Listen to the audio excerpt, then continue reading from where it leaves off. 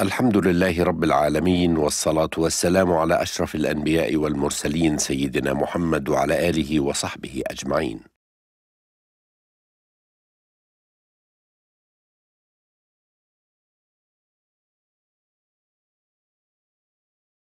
Bismillah ar-Rahman ar-Rahim.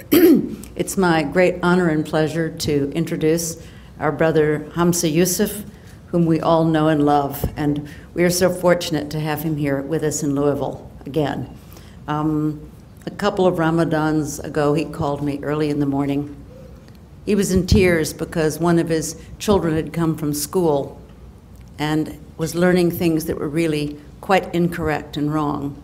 And so we set about on a project together. We're working together, Zaytuna and Fons Vitae, to bring out the entire Ihya Ulumuddin from a recent extraordinary critical edition, and at the same time do a version. We are working on a version for 12-year-olds and 5-year-olds with illustrations. And it's the most amazing project, and there have been people here in the room like Ambreen Paracha who've already helped us with this, and we're working very hard to make this possible. And so that's why Hamza tonight will speak about the critical importance of Al-Ghazali in our times. Welcome.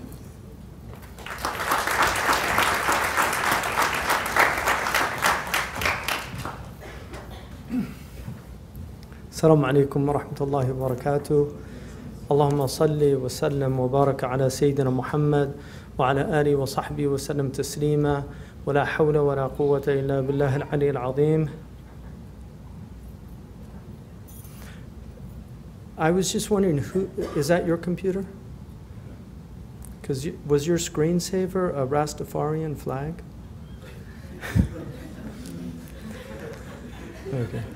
That's interesting. So, because I thought I saw a Rastafarian flag between those images, so I'll begin with a quote by Bob Marley, which relates to Imam al-Ghazali. Bob Marley said, free yourselves, free your minds from mental slavery. None but ourselves can free our mind. And have no fear of atomic energy, for they cannot stop the time. How long will we stand aside? How long will they kill our prophets as we stand aside and look? But some say that's all a part of it. We have to fulfill the book. So I thought I'd give you a little Bob Marley quote there. The picture that was chosen for Imam al-Ghazali was, it really troubled me because I think Imam al-Ghazali, if he saw it, the first thing he would do is take a sledgehammer and literally tear it down, because Imam al-Ghazali was a great iconoclast. And unlike those who destroyed the idols that are worshipped made of stone and wood and other things, he was interested in destroying the idols that our minds generate. He was interested in destroying the idols of the ego. And he actually considered the greatest idol to be the idol of the self. And so this is his starting point, really, in letting us recognize that shirk, this concept that is so profound and constant in the Quran, this idea of associating with God. He really felt that the great association with God was the idea that the self had some kind of independent existence.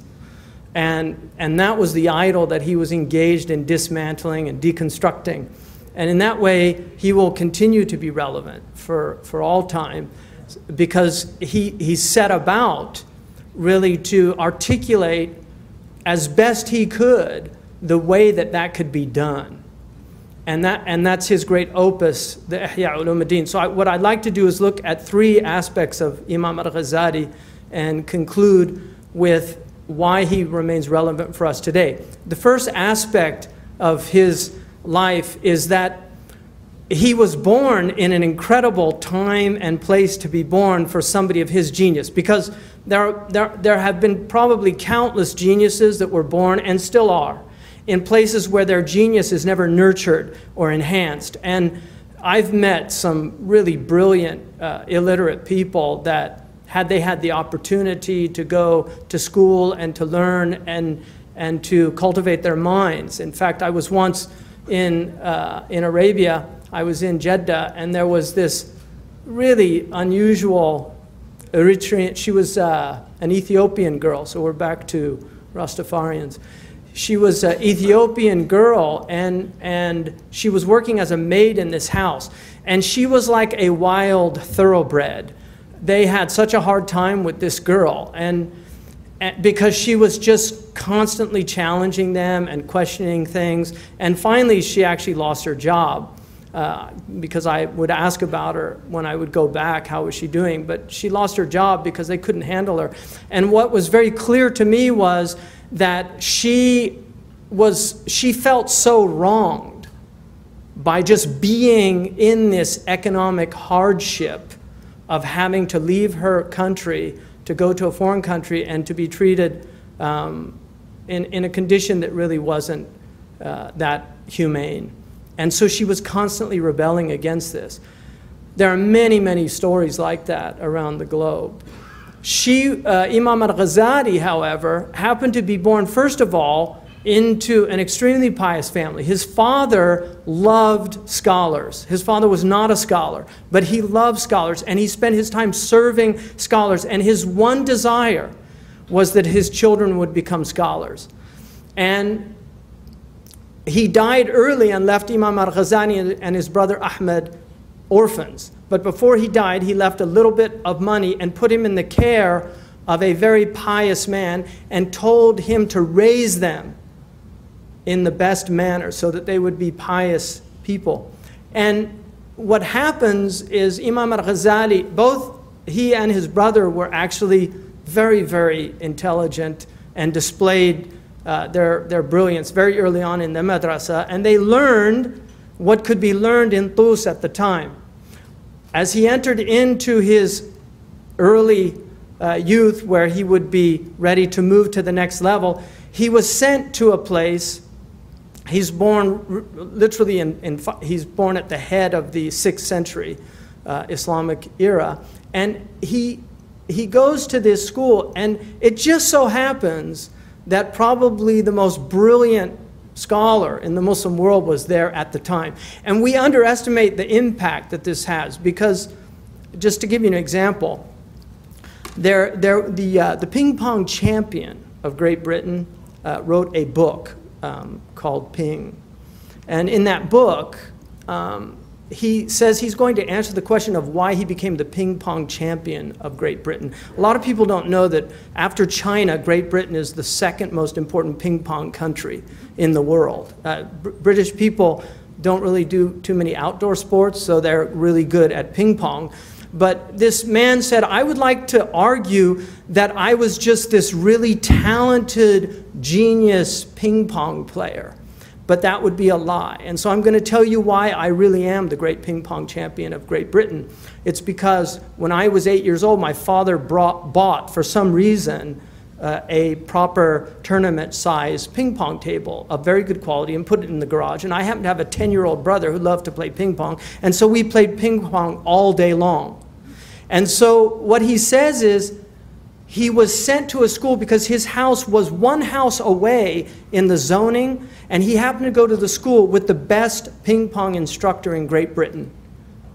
And because he had mastered this thing as a child, he was prepared to have this great teacher. And he ended up being apprenticed, this teacher took him as an apprentice, and he literally learned all of these things that he would not have learned in another place. And so we forget, this is the element of qadar. And we forget about this, that we would like to take credit for a lot of what we do and who we are, but so much of it involves other things that have nothing to do with us. It's pure circumstance. One of the things Robert Frost said in a beautiful poem, if you should rise from somewhere up to nowhere, from being somebody up to being from being nobody up to being somebody, be sure to repeat to yourself, you owe it to an arbitrary God whose mercy to you rather than to others won't bear too critical examination. Stay unassuming.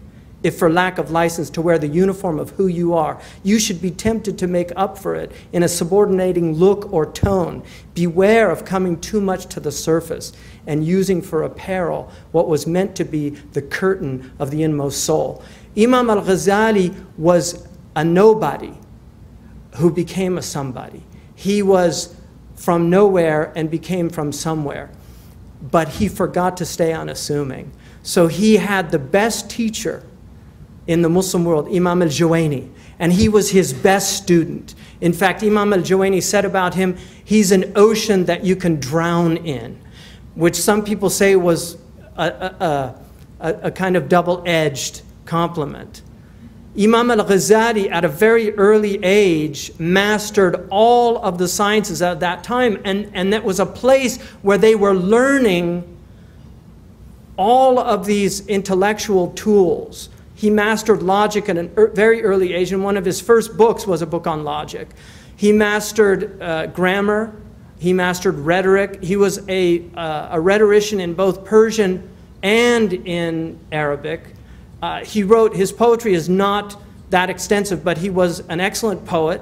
He's one of the finest literary stylists in the Arabic language, and this is something notable because many of the scholars who write in tafsir, while they write in good Arabic, they're not known for their literary style, whereas he constantly uses extraordinary metaphors, stunning turns of phrases and tropes and figures. And so he's a delight to read simply as a literary, a piece of literature. But what was happening to Imam al-Ghazali is he was learning very quickly that to be clever and brilliant was something that impressed other people. And in that culture, which took education very seriously, it was a way of advancing yourself. And he became very obsessed with this. He could pretty much win, and he did. He won every argument he ever got into. And he became, according to his own statement, he became intolerable as a person. And at a certain point, he latches on to the coterie of one of the rulers at that time, a minister. After finishing with Imam al-Juwayni, he comes to him and enters into his court and becomes one of the court scholars. And this was a way of career advancement, what we would today call scholars for dollars. So he was in this environment, and this minister, who Nizam al-Mulk is one of the most extraordinary characters in Islamic political history. He himself was a scholar of his own weight. But he recognized that al-Ghazali's genius could be used to forward he had an agenda, and that agenda was to establish a certain type of Sunni normative Islam, a Sunni orthodoxy, because he was living at a time where you had Ismaili Batinists, these were esoterists who wanted to esotericize Islam to where the outward meanings were really not important, but it was the inner message of the tradition. And so he goes then and begins to write polemical writings against the Batinists and against others. And at the same time, he's writing books in a really large spectrum of interest. He had a vast encyclopedic mind and was capable of grasping very, very difficult concepts. So he goes, and in the 590s Islamic era, in a period of about 4 years, he has this immense output. He writes a critique. First, he writes a book on what are called the aims and purposes of the philosophers, Maqasid al-Falasifa. And then he refutes those aims and purposes in another book, which is called Tahafut al-Falasifa, which 100 years later leads to the refutation of Averroes or Ibn Rushd, called Tahafut al-Tahafut, which is the incoherence of the incoherence, because he called it the incoherence of the philosophers, also the deconstruction of the philosophers. So at this time, he's got this incredible output. He's made, in his 30s, he becomes the head of the Nizamiya, a head professor at the Nizamiya in Baghdad. And this would be like being appointed to the head of Harvard, one of the chairs of Harvard, at a very early age. And in the Muslim world, this was really unprecedented. So his classes would bring literally thousands of people. These were done in very large masjid in Baghdad, and not just students could come, but other people, a time of incredible intellectual activity. So all these people are coming, and Imam al-Ghazali gives dazzling speeches, he gives incredible classes, very eloquent, everything at his hands, literally, all the tools of knowledge. He pretty much knows everything there is to know, and this was said in the pre-modern world, this was something that was quite possible. You could literally master what was known at the time. I mean, we forget that the Encyclopedia Britannica of the first edition, I think it's in 1734, has 3 volumes. It was quite small because this explosion of information that occurs in the 19th and 20th century. Prior to that, somebody like Goethe could literally be a master of what was capable of mastering in terms of outward sciences during his life. This is what Imam al-Ghazali did. But he himself was struggling. He was profoundly troubled by his own state. And he wrote his autobiography, Munqidh min al-Dalal, which is the savior from error. And what he does is he categorizes 4 types of knowledge. He argues that there is the knowledge of the philosophers, which is a rational knowledge, the knowledge of the theologians, which is a knowledge that has rational component and a component of revelation, and then the knowledge of the esotericists. And philosophers at that time would also be what we would call today scientists, because they understood that natural philosophy was actually a branch of philosophy. So they considered scientists to be natural philosophers. So he would mean by today, he would categorize the scientists under that category. People like Dawkins and those who expound a materialistic view of the world, the taba'iyun, who were called the naturalists or the materialists, or dahriyun is another term that was used. So what he does is he basically,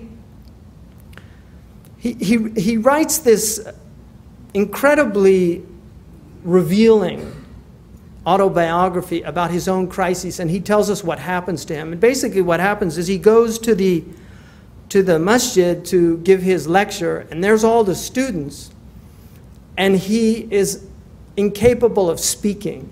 He can't speak.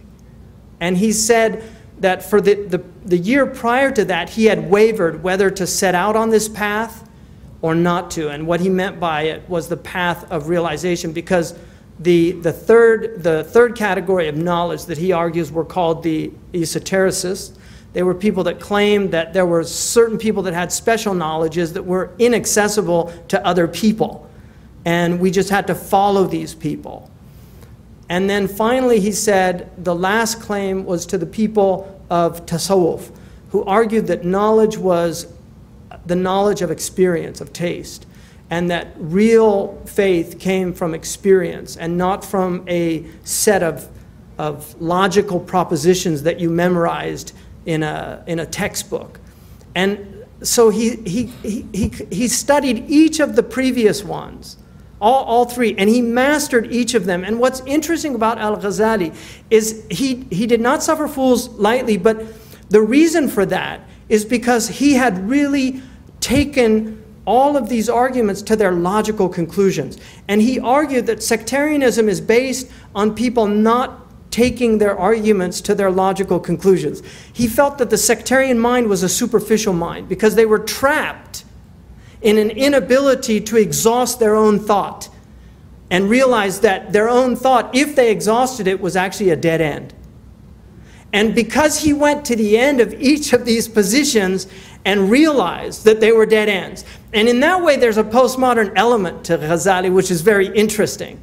What he's arguing is these narratives, these grand narratives that these groups erect and then really become idols that they put up, can actually be dismantled if you use the right tools to dismantle them. And this is what he does. With each group, he dismantles their arguments. The only group that he said that he could not dismantle was these people of tasawwuf, because what he said was their argument was not a rational argument, and he had all the rational tools to fight these other groups. Their argument was an argument of experimental psychology. What he was saying was that what they were arguing is that this is a science of the self that can dismantle the self and allow the self to perceive the reality of the self. And he argues that it is a science because they argue that it can be replicated. And this is the essence of science, that you can replicate an experiment. If you cannot replicate, to use Popper's terms, it's non-falsifiable. Popper would say religion is non-falsifiable, which is the problem with it. Only something that's falsifiable, that we can actually test it empirically, that we can actually establish it as a science. What Al-Ghazali says is what these men and women have argued historically is that if you do these things with these preconditions, you will have the same journey as everybody else that has taken this journey. And it will lead to the same certainty that gave these previous peoples. Here's the map. He argues that you need a guide, although he himself, it's arguable that he did not take a guide, but he argues that you need a guide. He gives you the map, he tells you what you need for the journey, and then he argues that you have to set out on the journey. He can't help you after that. But what he says, and the reason why he's called the proof of Islam, is what he says is, I took this journey and the destination is real. This is not a fantasy place. This is not Wat-Wat. You know, Wat-Wat in the stories of Sinbad, this magical place somewhere in the east. This is not Wat-Wat. This is a real place, a place of presence, of experience, of ecstasy, because the word wajada in Arabic, which means to find, also means to enter into an ecstatic state. And this is what he's arguing. So when he has his crises, he decides to set out. Now, he has, prior to this, written some of the most important books in the history of Islam. People know him for the Ihya. The reality of it is, his single most important book, historically, has been the Mustasfa, which is in Usul. And Eric Ormsby, I think, rightly argues in his biography of Ghazali, that Ghazali was essentially an Usuli scholar. This is his great opus, is the Mustasfa. And when I asked Sheikh Abdullah bin Bayya, one of the greatest Usuli scholars living, if he would, this is the question that I always pose to scholars. I asked him, if you were on a desert island, you could only take one book with you, other than the Quran and the Hadith, which would it be? And Sheikh Abdullah told me, Al-Mustasfa by Imam al-Ghazali, which is Usuli text. And he adds things to our Usuli tradition that Imam al-Juwayni, who was his teacher, began to develop, but Ghazali himself took it to the next level. And all of Usul after Ghazali is dependent on Ghazali. This is a fact of our Usuli tradition. So we forget that he was a great Usuli scholar. He was a great moral ethicist. He wrote Mizan al-Amal as one of his books on moral ethics. He wrote that the book he never left home without, although he memorized it, he still carried it in a physical book, was Raghib al-Isfahani. He'd put it to memory. And this was something that he'd learned on a journey after he'd come back studying. He was on his way back home, and he had all of his books and on a donkey. And the brigand who robbed this caravan took his books, and he begged him to leave his books. And he said, why should I leave them? He said, that's all my knowledge. I spent 3 years gathering this knowledge, so please don't deprive me of it. And he said that the brigand laughed. And he said, what kind of knowledge is it that a brigand can steal it from you? And is this really knowledge? And Ghazali says in his book that I know that it was God that made him speak so that I would learn a lesson. And from that day forward, he never learned anything except he put it to memory. So he literally memorized all of his texts that he studied and taught. And one of them was Raghib Isfahani's book on ethics, which is one of the most brilliant, in my estimation, books ever written in moral philosophy. It's called Dhari'a ila Makarim al-Shari'a. It's actually translated into English, and it was published by Istaq. He was heavily indebted to Raghib Isfahani in ethics, but he wrote an Aristotelian virtue ethics, what we call virtue ethics today, but added to it a spiritual component that's lacking clearly in the Nicomachean ethics of Aristotle. Very similar to what Aquinas did, and Aquinas, we know, not only read Ghazali in Latin, but he also attributes that source in his bibliographies. So Aquinas does mention Ghazali, Averroes, and Ibn Sina, who was called Avicenna. So Imam al-Ghazali wrote all of these extraordinary books, and then he sets out on this journey.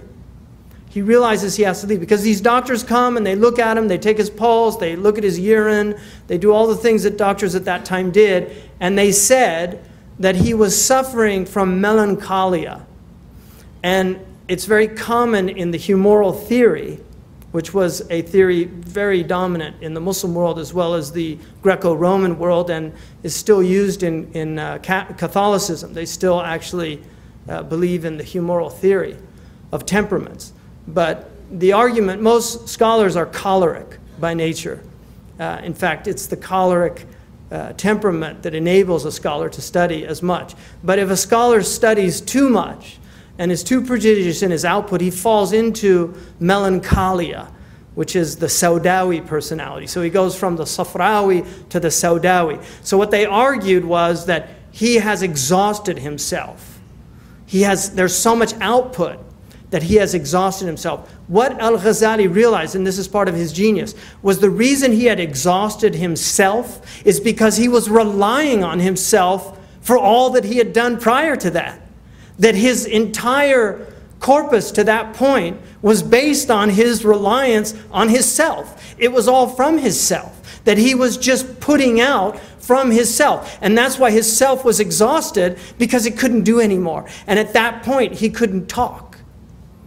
And so the very thing that had elevated him and made him the most extraordinary scholar in the Muslim world had also ended up ending his career. It was the tongue, and we forget the power of the tongue. The pen is mighty, but the tongue is mightier. Because of his tongue and his eloquence and his brilliance and his abilities, he was able to rise from a cobbler's son, a weaver's son, to the highest academic position in the Muslim world. And yet he'd realized not only was he a complete phony, but he could no longer play this game with himself anymore. And he said, it was God that did this to me. And he thanked God for that gift. And then he decides to set out on this journey. And for the next 12 years, he takes a journey. And this journey will take him all over that part of the Muslim world at the time. He spends 2 years sweeping the mosque in Damascus. Now, you can imagine, this is like somebody whose stature is so great intellectually. In our culture, this would be like the head of Harvard becoming a janitor in the National Cathedral and telling nobody to abase himself. And then he goes to Jerusalem, he writes, and he's writing during this time, but he said practice was always difficult for him. It was always easier to open a book than to practice. And what he does during this time is what he calls riyadha, which is the spiritual disciplining of the soul. And that's why he writes considerably about riyadha. Towards the end of this period, he writes his opus magnus, which is the Ihya Ulumuddin. He gives it the title, Reviving or the Revivification of the Sciences in the pre-modern sense of that word, not like we use it today, but in the Latin meaning of it, of knowledge, scientia, the sciences of the religion. And he begins with a book called Kitab al-Ilm. This is the book of knowledge. And what he argues in there is that the people that are known as the mutarassimun, he calls them formalists, the people that stop at the letter of the word, that they spend their lives discussing words. He argues that these people have destroyed Islam. And he really challenges them. If you read the Ihya, what you will find is that it's constantly, for scholars, it's one of the hardest books to read because he is constantly calling you a hypocrite. And the reason he's capable of doing that is because he was the best of the best.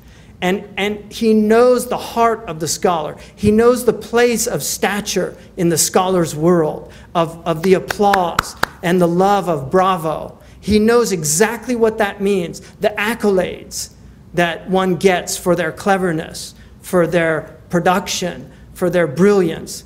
He was the cleverest of them all. And this is what he argues in that first book. He said, you're all fooling yourselves. And I know, because I was one of you.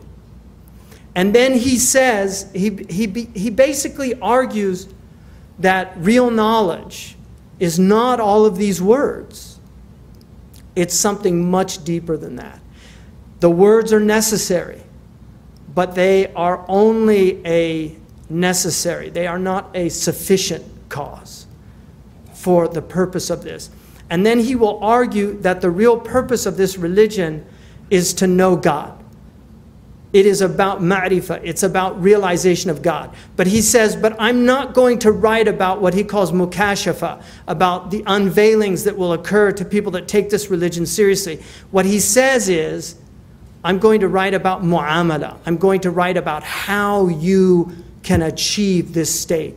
And here's my book. And I divide it into 4 sections, quartos. The first section is going to be about the secrets of why we do all these things. What he says is, don't be content with simply doing wudu. There are Muslims now, when they go into the bathroom, it's just this quick thing, and they see it as something they have to do before they do wudu. My own teacher, Murabit al-Hajj in the Sahara, I used to do wudu next to him, and he, on average, would take about 10 minutes to do wudu. It was really quite extraordinary to watch him do wudu. And I realized from his wudu that for him it was an act of ibadah. He was not simply doing a ritual. He was actually experiencing, because we know that the Prophet ﷺ said, when you rinse your mouth, the sins of your tongue flow out with the water. In the Shafi'i madhab, the water of wudu is considered polluted. You can't actually use it. You have to dump it. Water plants with it, but you can't drink it or use it because it's polluted by the sins that have been washed away. And so Imam al-Ghazali is arguing that there are secrets to purification. And he says that when the Prophet said, At-tahur shatur al-iman, purification is half of this religion, he said, do not think that he is talking about this water ritual that we do. He is talking about purifying the heart. This is what he's talking about. And this is only symbolic of that purification. And he talked about a man, the Prophet ﷺ said, what do you say about a man who lives beside a river and bathes in the river 5 times a day? Will you see any filth on him? And they said, certainly not, Ya Rasulullah. And he said, this is like the man who washes himself and then prays 5 times a day. This is what he is doing. In other words, what the outward washing is to the body, the inward reality is to the soul. And then he argues about prayer and what the purpose of prayer is. He says prayer is entering into the presence. And the reason that you say Allahu Akbar is you are pushing this world away from you and putting it behind you, and you are entering into a state of presence with your Lord. And then he says, you begin, Alhamdulillahi Rabbil Alameen. Praise be to the Lord of the worlds, the merciful, the compassionate. Ar-Rahman Ar-Rahim, Maliki Yawmiddin, the sovereign of the day of judgment, or the master of the day of judgment. And then you speak directly. This is in Arabic called iltifat, where you move from a third person tense, what they call khitab al-ghaib, to khitab al-hadir, where you move from speaking to somebody who's absent to speaking to somebody who's present. Iyaka na'budu. To you alone we worship. إِيَّاكَ نَسْتَعِينَ. To you alone we seek help. That this is, he says, this is what the Fatiha is. It's to enter into the presence of your Lord. It's not just to go through these motions, this perfunctory act that you have to do 5 times a day. That this is about coming to intimate discourse with your Lord. And then you speak to your Prophet directly. Assalamu alayka ayyuhan nabi.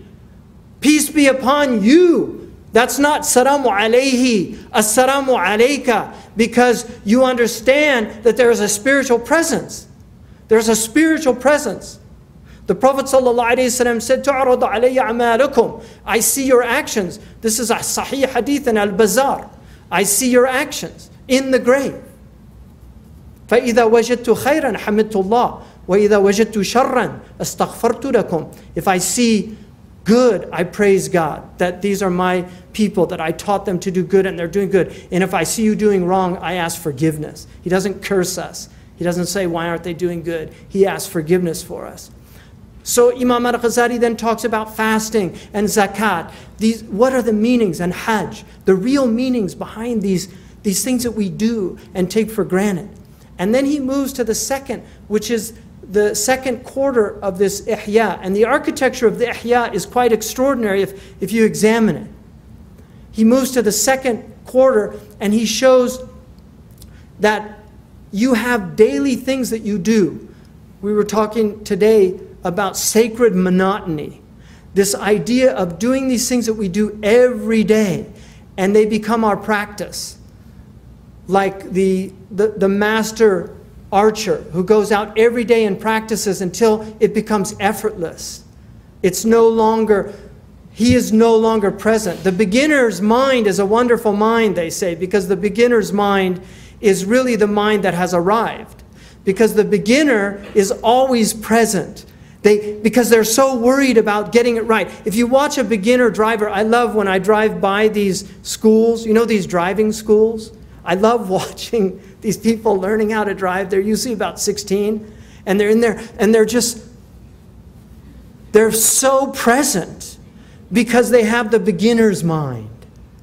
You see, after a while, they like everybody else, they're falling asleep at the wheel, right? They go from one place to another and they don't know how they got there. But they've done that trip so many times because they're asleep at the wheel. The lights are on, but nobody's home. This is most people. We're somnambulant. We're sleepwalking through life. We're not present. We're not present in our meetings when we meet each other. We go through the motions. We shake the hands. We don't really hear the names. When I lived with the Bedouin in Mauritania, one of the things that really floored me about some of the Salihin amongst them, one lady, and a very dear lady to me, she was the wife of my teacher and she died a few years ago, Maryam bint Boueba. And I wrote a piece about her called Another Mother of the Believers. Maryam asked me when I first arrived there in 1984, she asked me if I had family, and I said, yeah, and she said, what are their names? And I said, well, I've got, my mother's name is Elizabeth, and my father's name is David, and my brother's name, I have 2 brothers, one's name is John, and the other's Troy, and then I have 4 sisters. I have Kathleen, Patricia, Elizabeth, who's now called Nabila, and Mariah. And I didn't think anything of it. I left, after I left that period, there were 10 years before I went back. When I first saw Maryam, after 10 years, she said to me,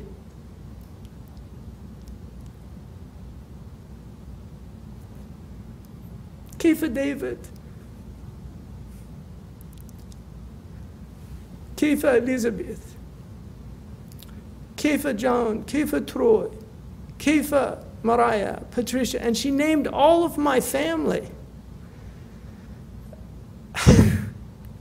And it just really, it was such a dagger to the heart because I realized she wasn't just asking to chat.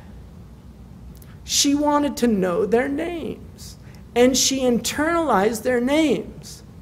And 10 years later, she could recall names that she'd never heard in her life because they're not Arabic names, and she only knew Arabic. And I was just so stunned, but she was a present human being. She did dhikr all the time. That was her life. She spent her life serving the students of that place. She knew every name of every student that ever came to that. And Aisha met her and remembers her, you know. She was present. And this was from practice. This was from just the monotony of every day working on your presence with God. Because when you're present with God, you're present with the creation of God. You start noticing things like the wind in the trees. You start noticing the subtleties of everything that's around us. It becomes real. And this is what Imam al-Ghazali is arguing. And so he has the book of, he begins it with eating and drinking. We eat with no presence anymore. People used to take time before they ate and said grace. Even in this country, people would stop before they ate and they would thank their Lord for the gifts which they were about to receive. This was common practice, being present with food. People used to be present when they cooked food. They cooked food with love. I had one teacher, one of my teachers, Omar Malahji, his wife would cook her food, doing prayer on the Prophet the entire time with niyatu shifa, that God would make that food a healing for the people that ate it and make the energy that they derive from it used for worshiping Allah. They would only buy from grocers in Medina that they knew prayed 5 times in the prayer in the masjid. They would go out and pick their own animals and sacrifice them because they didn't want to buy meat from these butchers that they didn't know how they were treating the animals. This is a real family that I have visited over the years. It is a fact, and I guarantee you many people have experienced this. If you go and have eaten a full meal, and you go there and they serve you food in the house of Omar Malahji, you will not get indigestion by eating a second meal immediately after that at his house. And many people have testified to this because they will force you to eat. They will say, Kul, kul, kul. They say, Kul karrijal wa ibka jimal. You know, eat like men and drink like camels. That food was made with presence.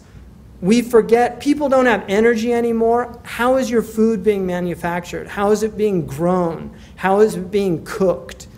Because this is where energy comes from. It comes from, that's the sabab for the energy that we live on is caloric. It's heat derived from these means that God has given us. So he talks about being present when you eat, chewing your food, being grateful, not putting another morsel in until you finish chewing the morsel that's in your mouth, because he says this is from gluttony. To don't eat quickly, to eat with gratitude. Never mention death at the table. He says death is not an appropriate, because he said if your heart is alive and people mention death at eating, you should lose your appetite, and if you don't, it's a sign that your heart is dead. Wendell Berry the other night talked about people now reading about massacres or watching them on television while they're eating their dinners. And it has no effect on them. This is from deadened hearts. We're no longer feeling. And then he moves into, he ends this chapter. He begins the next section with the section on the wonders of the heart. And this is the section where he deals with what he calls the muhlikat, those things that are destructive to us. And the muhlikat, in his understanding, are the vices that will kill the heart. And he talks about pride and arrogance, and he distinguishes between vanity and arrogance. He says vanity, all you need is a mirror, but arrogance always requires another person. So the vain person simply needs a mirror to admire himself, but the arrogant person needs another being to oppress. And he talks about the roots of these, and much of it is related to death, the fact that people have forgotten that they're going to die. And then he ends this section with the book of delusion, or what we would call illusion, the internal state where we completely misread ourselves. We don't know who we are. The Arabic word, the Roman word for personality, persona, means mask. In Arabic it's called shakhsiyya, which comes from a word that means a shadow. So the personality is a shadow, it's an illusion. Who you think you are is not who you really are. Who you are is related to your historical narrative, where you were born, where you grew up. If you speak here like a Kentuckian, you have a certain way of speaking. But if you grew up in New York, you would be speaking like a New Yorker. These things have nothing to do with your personality. They're simply the circumstances you find yourself in. And he says that to get out of this delusional state is the beginning of the path, to want to get out of this state, to recognize that you're in it. And that's why the next book, which is the last 10 books, the book of salvation, the first chapter is about repentance, metanoia, changing your mind, turning back, realizing that the destination that you're on is one to your own death. And he ends this, he has fear and hope and trust in God, and he puts trust and tawheed in the same chapter, which is very interesting, because to him tawheed is not a theoretical construct, which it is to most Muslims, this idea God is one. No, to him God is doing everything at every instant. That is tawheed. And Ghazali is arguing that if you really understand this, you will have utter trust in God. You will put all your trust in God because it's all God. God is doing everything in every instant. And this is why if you're not content with your circumstances, he argues you're not content with God, because it's God that put you into those circumstances, but what God is asking you to do is respond to them appropriately. That's the challenge. It's not the circumstances. The challenge is the power that God has given you in your will, your irada, to actually take your circumstances and respond appropriately. And there are only 4 circumstances and 4 requisite responses. You're in tribulation, and he says the response to that is patience. You're in a situation of blessing, and you have to respond to that with gratitude, and that will increase you. And if you don't do those things, what he says, if you're in a state of gratitude and you respond by heedlessness, the blessings will be taken away from you, not as a punishment, but as a reminder to pull you back. One of the things he says, he said there's only 2 types of people from a hadith. People in tribulation and people in good situations. He said, if you're in a good situation, God will send the people of tribulation to you. And if you reject them and close the door on them, he will make you the people of tribulation. He'll take away your blessings, because your blessings are to serve the people in tribulation. These are the awakenings that he's trying to instill and inculcate, and this is why as you read this book, a transformation should occur. If it doesn't, you haven't read the book. But the book is not to be read once. In the Hadrami tradition, the 40 books were read 1 book a day for the rest of your life. And this is what the Hadarima did. Every 40 days they would do a khatam of the Ihya and start over again. And I was fortunate to be in one of those gatherings with Sheikh Ali Balfaqih, a Hadrami scholar, and he literally could finish the sentences by rote of the Ihya because he knew it so well. And when we would read it on Thursday nights, we would go to his house and we would read it, and he would literally correct he was blind, he couldn't see, and he would correct with the readers when they would read. If they made a mistake, he would correct them. It was really quite an extraordinary experience for me to see somebody who had completely internalized this. All the people that I have met that have been part of this tradition are really some of the most extraordinary human beings. that I've ever met. My own teacher, Muhammad Hajj, spent a large period of his life reading nothing but the Ihya in a graveyard outside of the Bedouin encampment where he was from. And the Prophet ﷺ visit the graves. And this is why Imam al-Ghazali ends his great book, the Ihya, with the Book of Death. Because Imam al-Ghazali argues, this door is right in front of you. You are knocking on this door right now.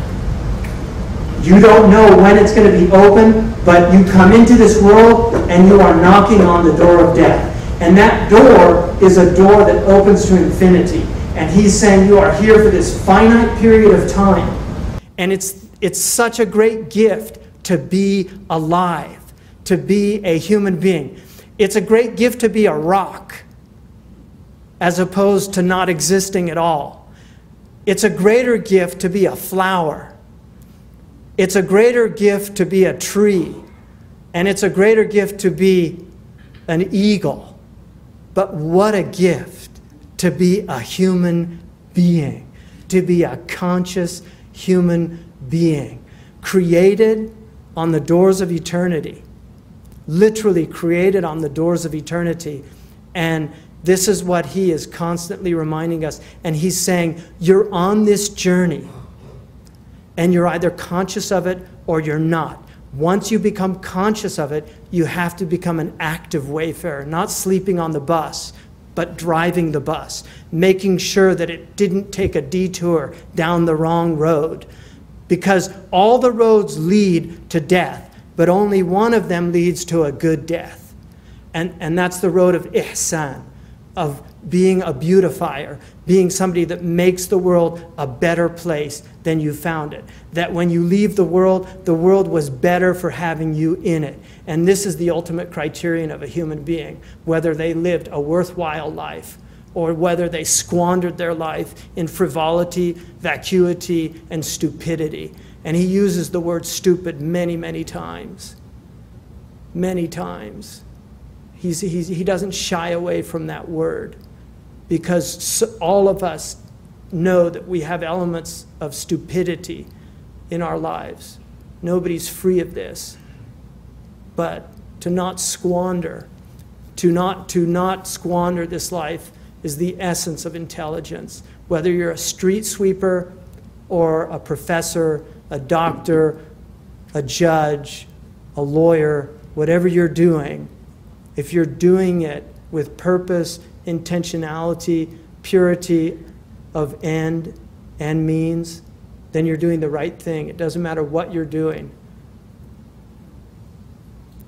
I would argue that we're in one of the greatest crises that we've ever been in as a community, the Muslims. And I'll conclude just by saying a few words about this and why Imam al-Ghazali is so relevant for us today. Imam al-Ghazali hated sectarianism because he felt that the sectarian mind was a provincial mind. It was a mind that was incapable of seeing universals, that it was trapped in the realm of particulars. And he also recognized the concept of the wayfarer. And my father, who taught philosophy and humanities at the university level, spent a good deal of time with Aquinas and a lot of time, more time with Plato probably. But he knows the Western canon very well. He's spent his life reading and rereading it. He saw a film about Imam al-Ghazali, and he asked me, is this man in translation? I said, yes. He said, could you get me the book? So I gave him several books of Imam al-Ghazali, including The Alchemy of Happiness, the 2-volume version. And he devoured those books. And when he finished, he told me 2 things. He said, I know my tradition reasonably well. And he said, and I can honestly say to you, I don't think the West has ever produced a Ghazali. And coming from him, for me, that was quite a statement. The second thing he said, if you spend the rest of your life just reading this man, it won't be a life wasted, an intellectual waste of a life. But the purpose that al-Ghazali makes very clear is it's not about reading me. It's about taking what I've written and writing your own story with your life. being these meanings, embodying these meanings. And that's why he's Hujjat al-Islam. He is the proof of Islam.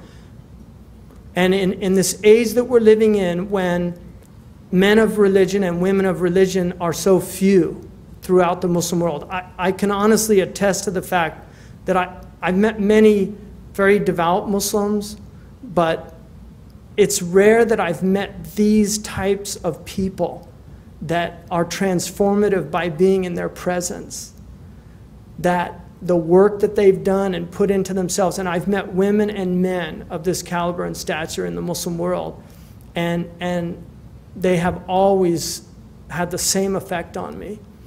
And these are the people that Imam Ghazali is calling us to be, because we need more people like this.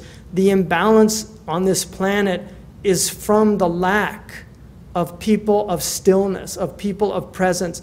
The Quran says that when the Hamiyat al-Jahiliyyah, this zealousness and fanaticism of the Jahili people riled them up, Allah says that He sent down His sakina, His tranquility on the believers, on the Prophet and on the believers, that the response to fanaticism and zealotry is sakina. It's not more fanaticism and more zealotry. But sakina is not something, it's something that God will descend upon hearts that are open to it. If the hearts aren't open to it, they won't receive it. They'll miss it in their own agitation. And so Imam al-Ghazali is really, to me, an antidote to so much of what we're seeing out there, all this madness. I think they would be shocked at the type of Islam and the lack of community. We've got a lot of good Muslims. Everybody in this room, you're good people. But our community, our ummah, when we saw what was done to Gaddafi, when he was captured, that brought shame on our community as a community. It brought shame. And if it didn't bring shame on you, then shame on you. Because our Prophet ﷺ, when he came into Mecca, he came in with his head bowed. When he had the power to crush the people that had crushed his people for 20 years. When he had them in his power. And they said, what are you going to do with us? And he said, La tathriba alaykum al-yawm. He said what Joseph said. There's no blame today. This is not a day of blame. Hind, who had bitten into the liver of his own uncle, his beloved uncle, he sat with her and spoke with her. And it was painful. When he met Wahshi, he asked him to tell the story of his killing his uncle. And when he got to the point where he pierced him, he said, Kuf anka hasbuka, it's enough. And tears were flowing down his eyes. And this was the necessary confessional that they did in South Africa, where they made these criminals come before the South Africans and tell them their crimes. Speak their crimes, because this is how we purge these things from ourselves, by admitting these things.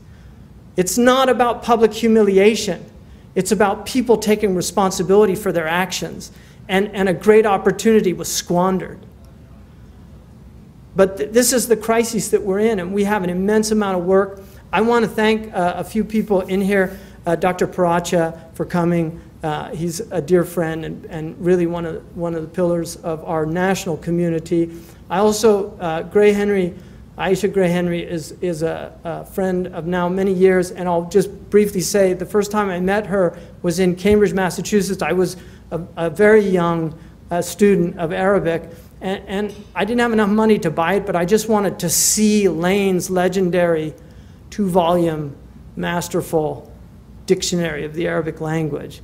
And so I went to her shop in Cambridge, the Islamic Text Society, and she actually had the 2 volumes on the desk. And I told her, I just want to look at this book. I'd love to buy it, but I can't afford it. And she said, how much money do you have? And I looked in my pocket and I had 10 quid. And so she said, just give me 10 pounds. I gave her 10 pounds. I think it was about 55 pounds at the time. And she gave me this 2-volume, which I still have in my library. This was over 20 years ago. And we've been friends. That's a good way of gaining a friend quickly, being generous. So she's been a dear friend. She's from a beautiful family, Kentuckian family, from the founders of Louisville. And I want to also acknowledge another great Kentuckian family, the Binghams, Eleanor Bingham's here tonight. These are the really the families that built this city, that put their money and their lives and their civic service into this city. And those of you who have migrated to this city from other places, acknowledging these are the a'yan, they're what the Arabs call the mala. And it's important to acknowledge these people and seek their counsel and work with them to better this community. And also, I would have much rather had the great Coleman Barks come up and recite some Rumi for us, but one of the great poets of America came tonight, Dr. Coleman Barks. And I'll just say one thing. Rumi, like Ghazali, is what I call a transhistorical figure because they speak across centuries. Some people speak to their time and their place, but these people speak to every time and every place, not on every detail. Sometimes they're men or women of their time, but on these great issues, they speak across centuries. And that's why when we read them, they affect our hearts. And Coleman really single-handedly has opened up to a generation of Americans the great wisdom teachings of our tradition, of which Rumi is only a voice. He's one of the greatest voices because he was gifted in that, but he is part of a tradition, and we forget that. Rumi, in that way, is not saying anything from Jalaluddin. What he is reiterating is these eternal truths that were given to our Prophet ﷺ, and that's why he, in the end, is a student of our Prophet Muhammad. Imam al-Ghazali is a student of our Prophet Muhammad. I want to thank the community for coming out in support of Zaytuna. I really hope that in the coming years you see the fruit of this. We have immense potential. May Allah give us tawfiq. And also Peter from the Couriers here, he wrote a very nice article the last time. I'm not going to hold you to that. This time you can write whatever you want. It's a free country and a free press. Last I heard, anyway. So God bless all of you. Barakallah fikum. I really thank you. I thank Dr. Ihsan Bugby, who's a great servant of this community and rightly honored tonight. May Allah subhanahu wa ta'ala elevate all of you, increase all of you, bring you closer to God, bring you closer to Allah. Allah is closer to us than our jugular vein. It actually says carotid artery, but jugular vein sounds nicer in English, so it's usually translated as jugular vein. But the carotid artery is the artery of consciousness, because all you have to do, every doctor knows, you want to knock somebody out, just put your thumb on his carotid artery and he's gone. And God is closer to us than our own consciousness. So may Allah make us conscious servants of the one true, living, eternal Lord of all the worlds. Assalamu alaikum wa rahmatullah.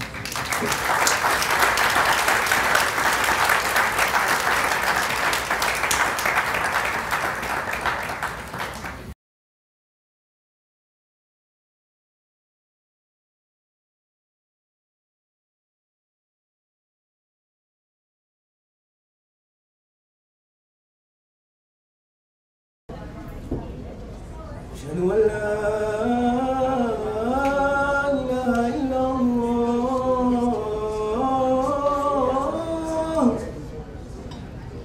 أشهد أن لا إله إلا الله أشهد أن محمدا رسول الله أشهد أن